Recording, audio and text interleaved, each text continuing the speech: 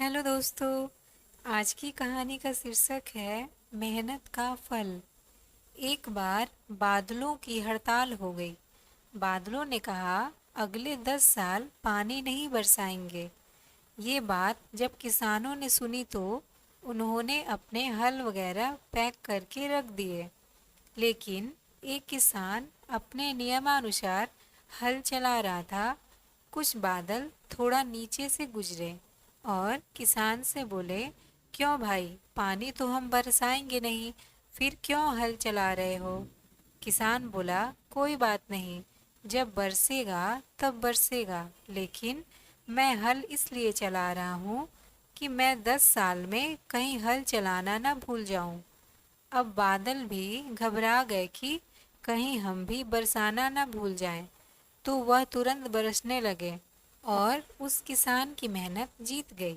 जिन्होंने सब पैक करके रख दिया वो हाथ मलते ही रह गए।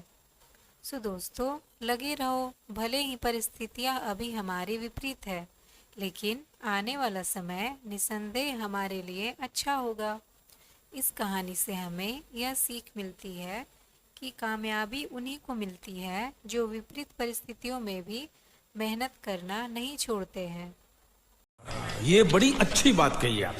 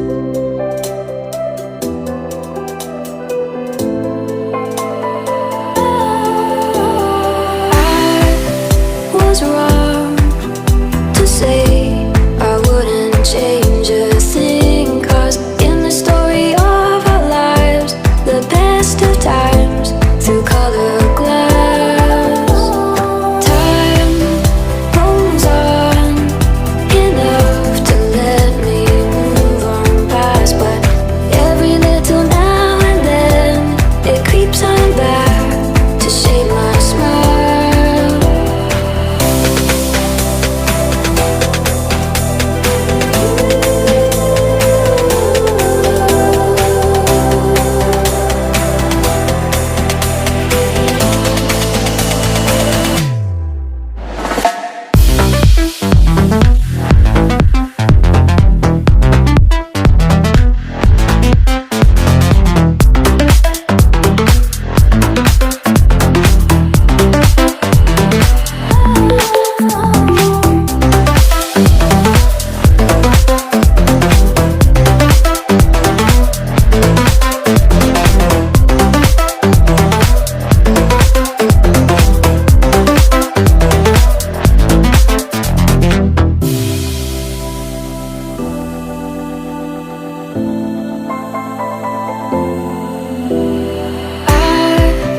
Was wrong to say I wouldn't change a thing, 'cause in the story of our lives, the best of times through colored glass, time rolls on.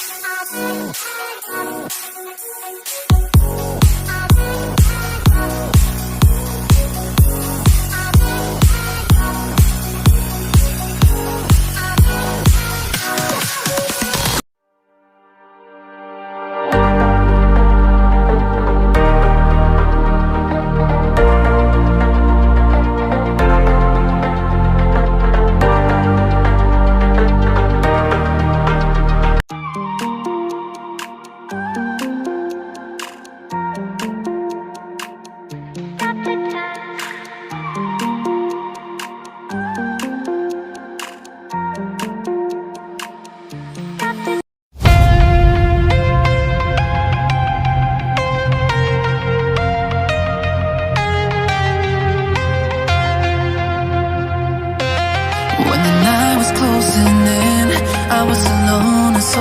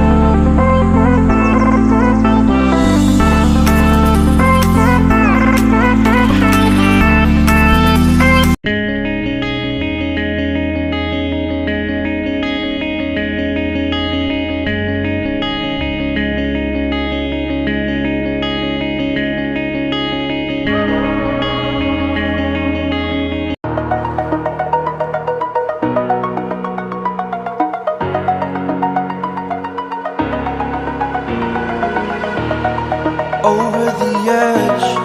Feel like I'm floating through the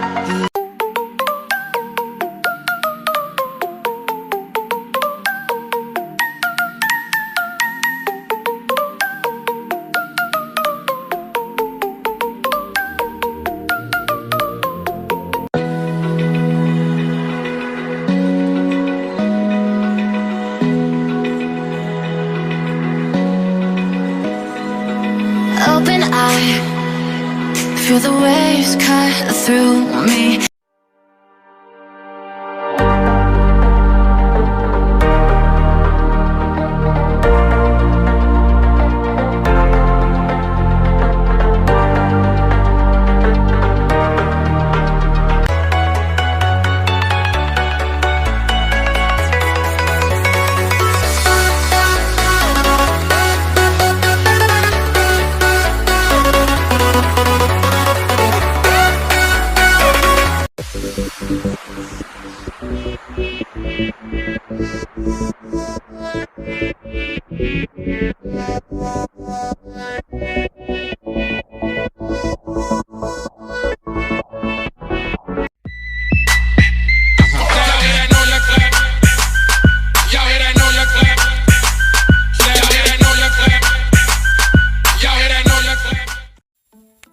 hello दोस्तों, आज की कहानी का शीर्षक है 3 पेड़।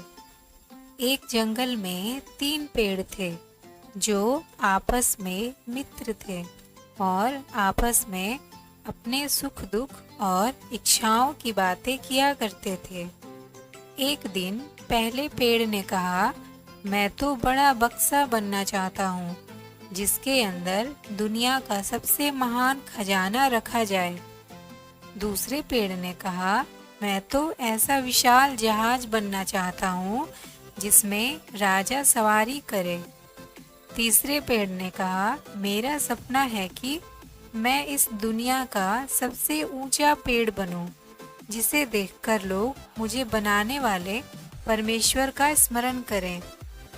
कालांतर में तीनों पेड़ों को काट दिया गया। पहले पेड़ से बढ़ई ने जानवरों को चारा खिलाने वाली एक चरनी बनाई, जिसमें भूसा और चारा भरकर एक गौशाला में रख दिया। दूसरे पेड़ से मछली पकड़ने वाली एक छोटी नाव बनाई गई। तीसरे पेड़ से लकड़हारों ने बड़ी बड़ी बत्तियां बना दी और उसे अंधेरी कोठरी में रख दिया गया। तीनों पेड़ बहुत दुखी थे कि वह क्या सोचे थे और क्या हो गया। धीरे धीरे वे अपने सपने भी भूल गए। एक दिन उस गौशाला में एक व्यक्ति अपनी गर्भवती पत्नी के साथ आया। उसकी पत्नी ने एक सुंदर बच्चे को जन्म दिया। गर्मी देने के लिए उस बच्चे को इस चरनी में रखा गया। उस बच्चे से मिलने दूर दूर से लोग आने लगे और कुछ चरवाहों ने बताया ये उद्धारकर्ता मतलब जीसस हैं। तब इस पेड़ ने अपने आप को बड़ा ही भाग्यशाली माना और कहा कि मेरे मांगने से ज्यादा मेरे परमेश्वर ने मुझे दे दिया। मैंने अपने अंदर खजाना मांगा परंतु मुझे तो स्वयं दाता परमेश्वर मिल गए। समय बीतता गया। दूसरा पेड़ जो अब मछली पकड़ने वाली नाव बन चुका था, उस पर सवार होकर कुछ जवान समुद्र के पार जा रहे थे। तभी अचानक जोरदार तूफान आने लगा। सभी को लगा कि हम सब मर जाएंगे, परंतु तभी सबकी नज़र एक जवान व्यक्ति मतलब जीसस पर पड़ी जो उस नाव में सो रहा था। उसे उठाया गया। तब उस जवान ने उठकर हवा तूफान को आदेश दिया और तूफान शांत हो गया। सभी आश्चर्य से भरकर उसकी महिमा गाने लगे। तब उस पेड़ को बड़ी प्रसन्नता हुई कि वह एक ऐसे राजा को अपने में बैठाए हुए है जिसकी आज्ञा न केवल मनुष्य बल्कि हवा और तूफान भी मानते हैं। वो पेड़ अब खुश था क्योंकि उसे राजाओं का राजा मिल चुका था। कुछ दिनों के बाद कुछ लोग आए और अंधेरी कोठरी से उस तीसरे पेड़ की बत्तियां को उठाया और उस भारी लकड़ी को जोड़कर एक घायल व्यक्ति के ऊपर लाद दिया। इस पेड़ को बिल्कुल भी अच्छा नहीं लगा क्योंकि जवान व्यक्ति पूरा लहूलुहान था और उस पर इस लकड़ी का बोझ। वह जवान ठोकर खाता रहा, गिरता रहा, उठता रहा और सारी भीड़ और कुछ सैनिक आपस में उसका मजाक उड़ा रहे थे। ऐसा मंजर बड़ा ही दुखद था। जब वे एक खोपड़ी नुमा पहाड़ पर पहुंचे तो उन सैनिकों ने उस जवान को इसी लकड़ी पर कीलों से हाथ पैर ठोक कर लटका दिया और पहाड़ी की चोटी पर खड़ा कर दिया। वहां हो रहे वार्तालाप से पता चला कि वह जवान मतलब जीसस सत्य परमेश्वर के लिए बलिदान हो रहा है। यह सुनकर इस पेड़ को बोध हुआ कि वह स्वर्ग तक ऊंचा हो चुका है। पूरी दुनिया में उस क्रूस को देखकर लोग परमेश्वर को स्मरण करते हैं।